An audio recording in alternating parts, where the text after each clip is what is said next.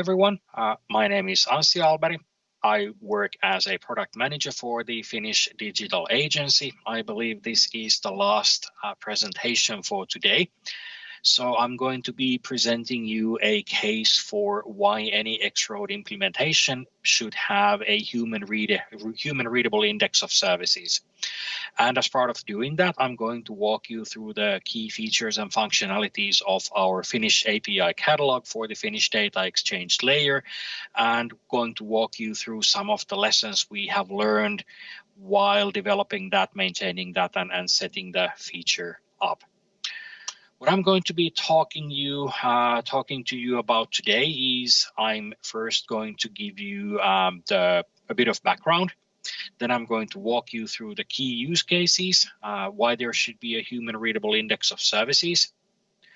Then I'm going to walk you through sort of like a high level view of our technical solution, how we have implemented the catalog. And then we'll take a closer look at how we have tried to solve the key use cases of service discovery and service adoption. Before wrapping up, some of the lessons we have learned on the way, and in case I happen to get you interested and you want something similar without going through all the hassle and all the motions, where can you get our source code for creating your own implementation? Starting with a bit of background, the X-Road environment is Finland, is called the Suomi.fi data exchange layer, or in Finnish Suomi.fi palveluväylä. It was brought into use in 2015, and as the law goes, all public bodies in Finland are mandated by law to use the data exchange layer for information exchange between themselves. In addition to that, any private enterprise, corporation, trust, or equivalent can also join the data exchange layer if they consider it beneficial. And as it stands today, roughly 1/3 of our members are private enterprises or equivalent.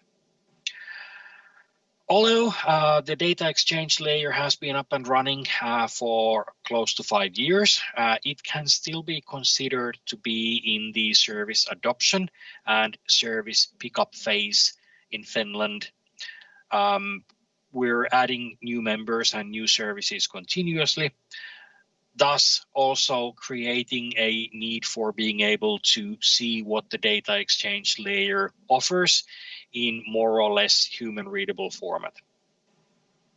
Additionally, the customer feedback that we're getting, the customer survey that we carried out in 2019, and an audit report by the National Audit Office of Finland carried out in 2019, they all indicate that, at least for the time being, there is a strong and outspoken need for better service discovery within the data exchange layer.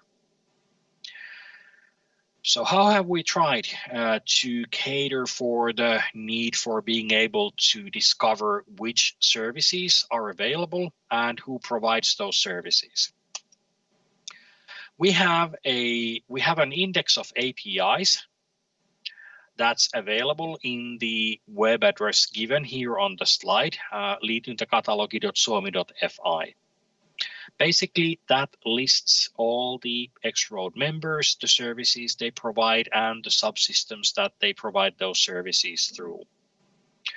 We also have a public sandbox available for trying out the organization descriptions, trying out that all of the services and their metadata are being harvested from the Finnish implementation of X-Road correctly, and also trying out how to connect the services between a service provider and a service consumer.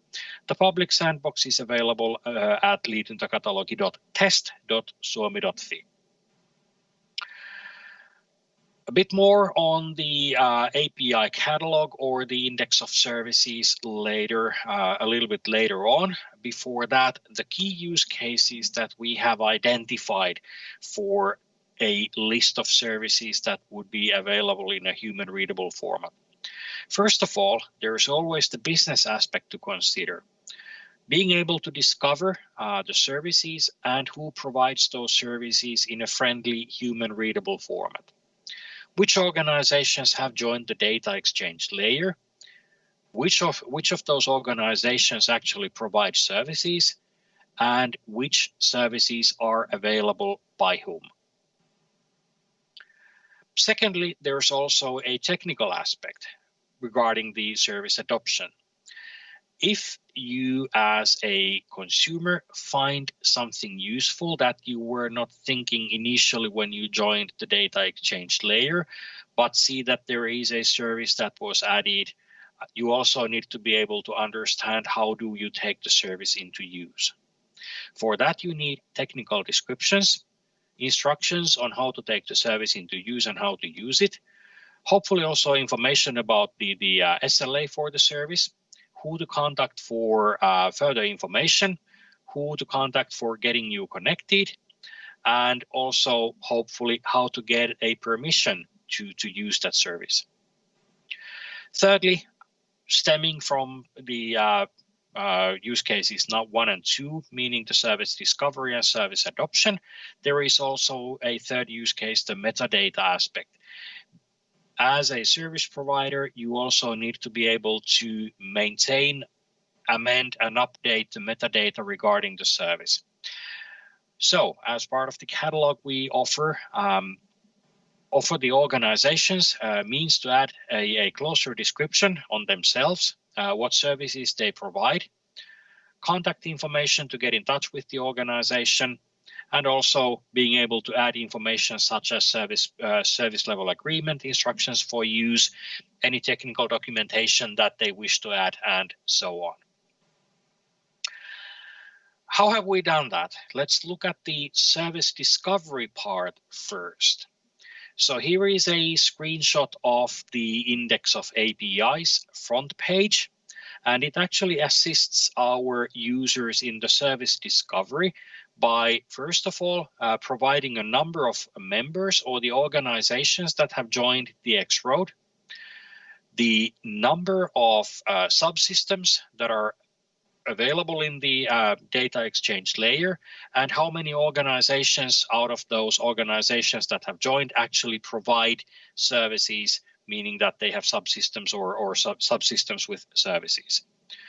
We also offer capabilities for searching members, subsystems, actual services, and there is a bit of information on showcase services that we continuously update. Also, service management, login to update your organization description, service description, and also give additional administrative rights to additional members in your organization so that you can actually farm out some of the work for keeping the service descriptions up to date. A bit more on the service discovery. Also on our front page, we have a continuously updating feed about new or added services, new members, new subsystems, updated or changed services, and should it ever happen so, also removed services. We also have a news feed that focuses exclusively on the data exchange layer news. We also feed the Twitter feeds for all the Suomi.fi services and the NIS Twitter feed for the X-Road development. And then sort of like the actual essence of the matter for the service discovery, we offer a full list of all the subsystems currently available. Anything that we have in the index of APIs or the list of services or the catalog of services for the Finnish data exchange layer is updated once per 24 hour, once per day. So we have a list of all the subsystems, which you can then filter by show me only those organizations and those subsystems that offer services, and show me only those who consume services.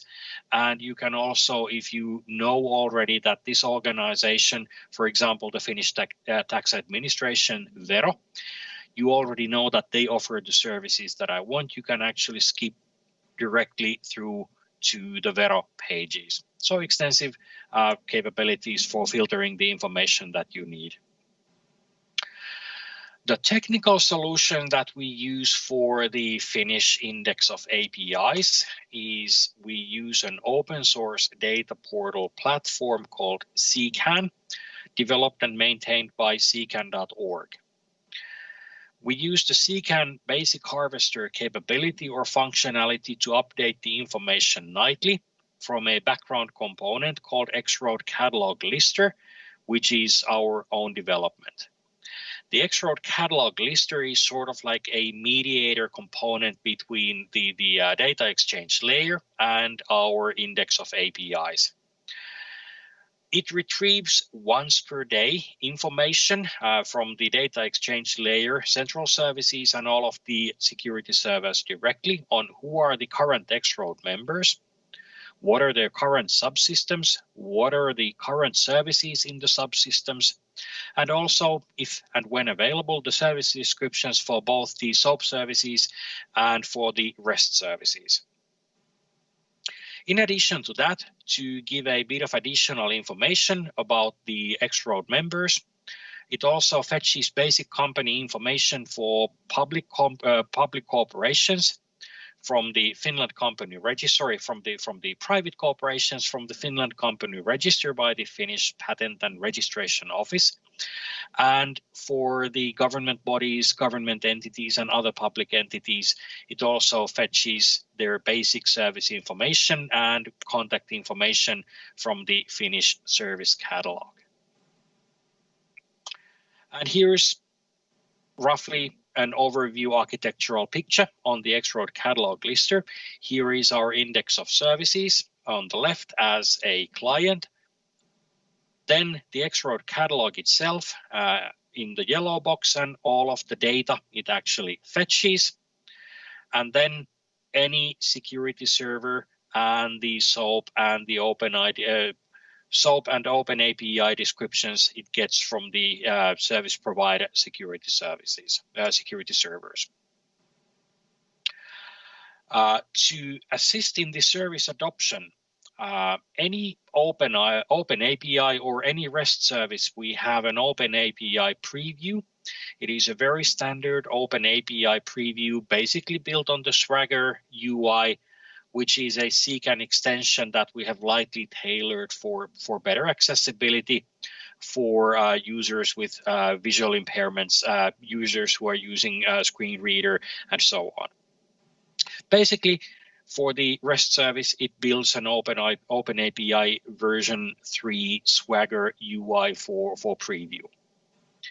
For any SOAP service, we have a textual representation or textual preview of the WSDL description and the capability also to download the full WSDL for your implementation. And this is a custom CCAN extension that we have done by ourselves.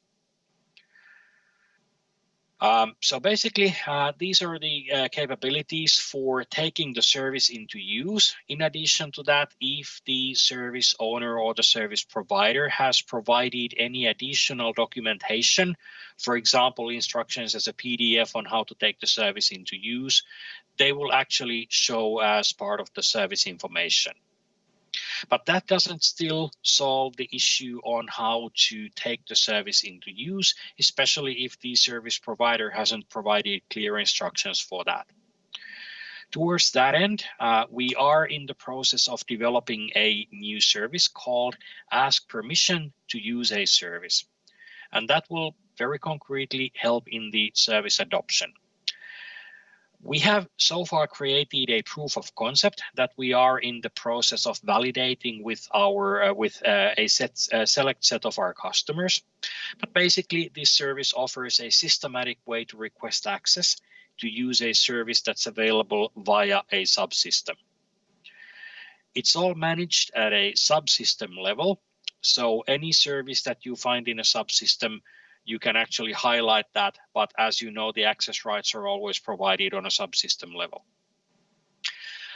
Basically, the access request, as we have implemented it, contains basic information about who's asking for the access permission, the organization that wants to use the service, their business identity code, contact information for further details, and that person's email address. When that person signs into the index of APIs to ask permission, all of this information is actually pre-filled automatically.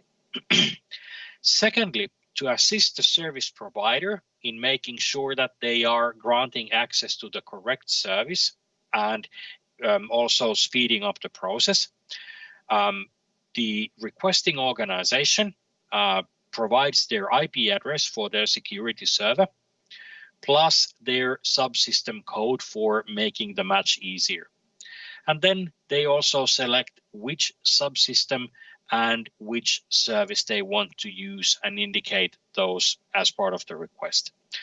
Also, as voluntary information, they can provide a justification why I, as an organization, want to use your service and indicate a date when would I need that service to be up and running before you submit the request. So that this would be as tempting for the service providers as possible, we have made it so that the service providers, first of all, they see all the access requests and can manage them. But the access request functionality is always turned off as a default, and each access request for each subsystem can be managed separately, and for each subsystem, the access requests can be turned on separately. And as I said, by default, these are always off for all subsystems. We also know that not all the organizations are alike, and they have different means and they have different needs and different capabilities.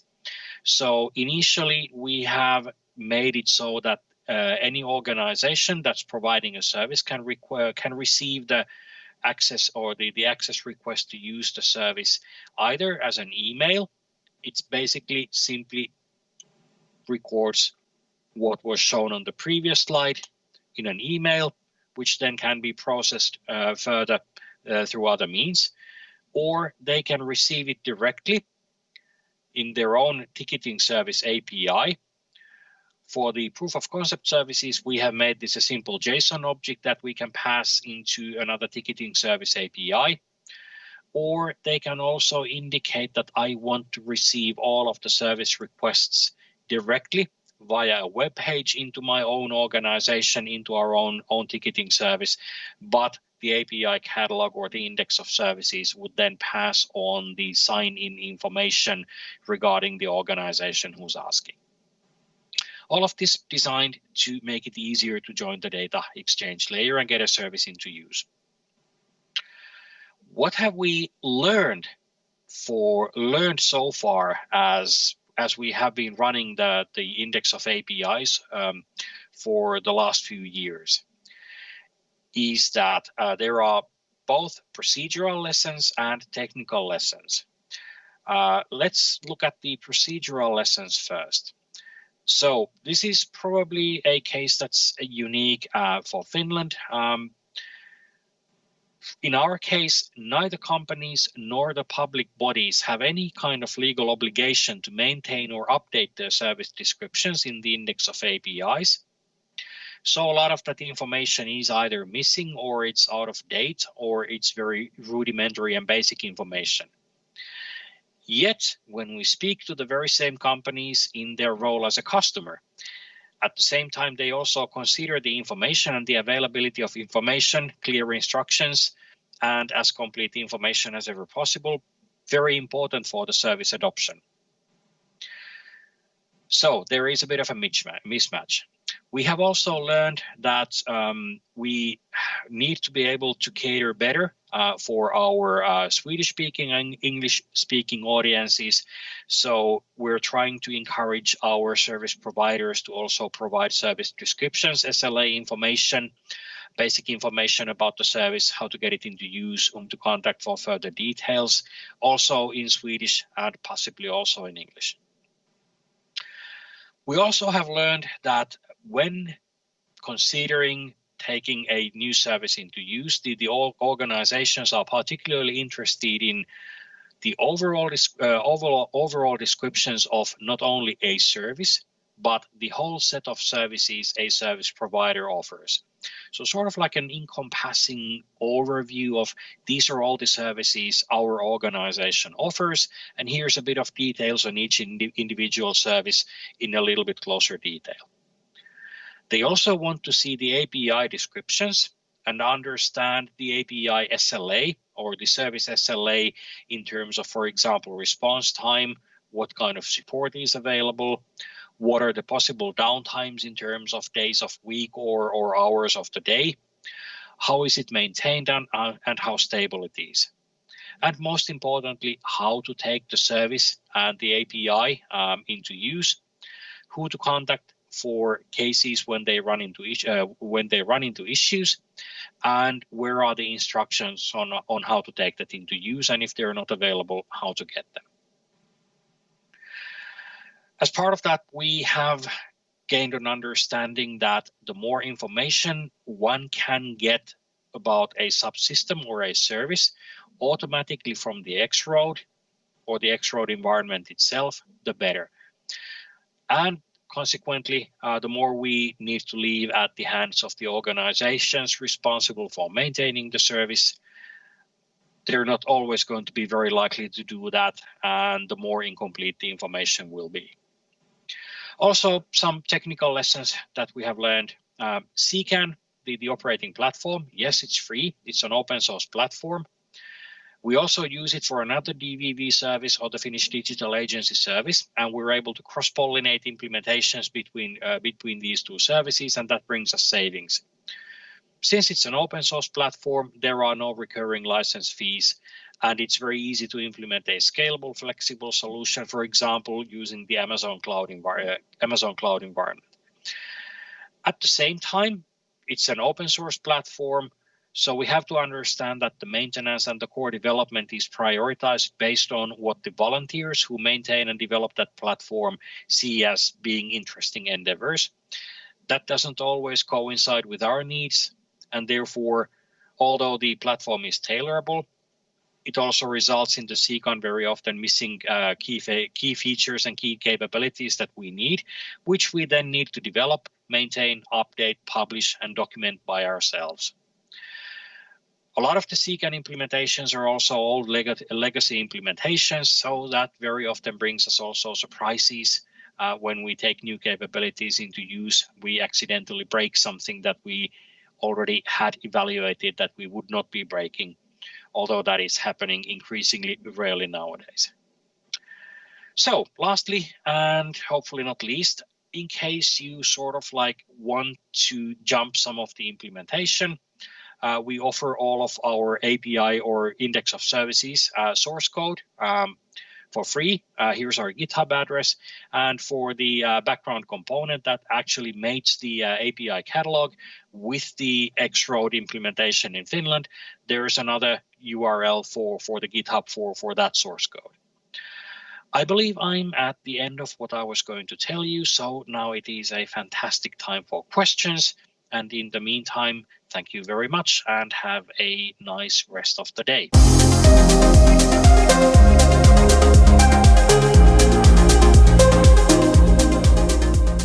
Thank you, Anssi. Thank you for that second presentation today about human readable services and how we're making these indexes. You're most welcome. Good. Okay, you're very good at getting people to ask questions, Anssi. This is a good quality of yours. Let's start off a little bit with, first of all, when you've got the service level agreements of services, who is deciding those, or how is that decided, at what level? Regarding an individual service, it's always the service provider who defines what type of service they're going to be running and on what terms and conditions. And since it is up to the individual service provider, we strongly encourage them to document the terms and conditions so that they would be available as part of the service description. Okay, well, that makes sense. If you're going to offer a service, be that an agency, a government agency probably, or something like that, then you need to be able to say, this is how much it's going to be up. This is possibly when it could be available. this is when it might go down, and that makes sense that the agency Exactly. who offers it will set those terms. I understand that. Okay. What was very interesting for people was talking about the individual countries having their own catalog. And to explain a little bit more, like the question was asked, well, couldn't even Estonia and Finland put together their own catalog? What were, two very close countries? Is there a duplication of information, or is this something about sovereign boundaries and boundaries of republics and countries that is important to have your own index of services? I would put it mostly down to both Finland and Estonia being two sovereign countries. And up until fairly recently, the X-Road instances have also been entirely separate. As you may have seen one of the press releases from this week, there is a federation, meaning connection between certain types of services between Finland and Estonia using the X-Road technology. For example, our population registries are now able to speak on closer terms regarding information, for example, births, deaths, and so on for Estonian citizens in Finland. Such federation cases we need to record in the API catalog at some stage, but beyond that, using, for example, an Estonian service from Finland, it always requires these agreements between the respective two countries. And therefore, I would say that there hasn't really been a need for having a joint API catalog. When we go towards, for example, the data exchange towards the e-delivery gateway and closer examples on the federation, maybe there will be an increased need for seeing what services actually cross the state boundaries. But for the time being, I would say that this is the path of least resistance ahead. Sure.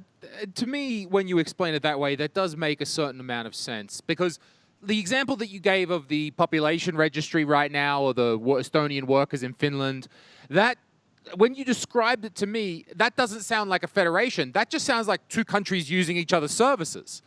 They're not kind of federated. They're just like, hey, I'm calling your service, you're calling mine. We're working it out that way. That is pretty much how it works on the technological front. So they're just using our services, and there are cases and places where we just use the services from Estonia. But there is always a political agreement behind that at this stage. Sure, and I imagine even if when you've got e-delivery that we were speaking to earlier today works across a sector instead and works across countries, there's still national boundaries. There's still, inside of an e-delivery, Finland is still going to say, here's our national boundary. Here's our API border. You get access to what we give you access, even at an e-delivery level. Anyway, it's probably a semantic question about high-level APIs and at what level it's giving access. I think it's more a terminology issue rather than a technology issue here. Yeah, I would also put it more down to semantics at the moment. Yeah. And very likely, I would assume, and this is pure speculation on my part, that at some point the politics need to follow the technology. True. And as I was speaking already earlier today with Dr. Krimmer, that often what happens with the politics is it lags, and then we get solutions like Estonia, like Finland, who are going very well and kind of setting the course. And politics and policy often lags, but when policy kicks in, when the diplomats at all levels finally make a decision on this, it often pushes the technology much faster and much further, because then all of a sudden it's in legislation, it's something that has to be done. Yes. Good. Okay, Anssi, we're going to leave it there. Thank you very much for your discussions today. Thank you.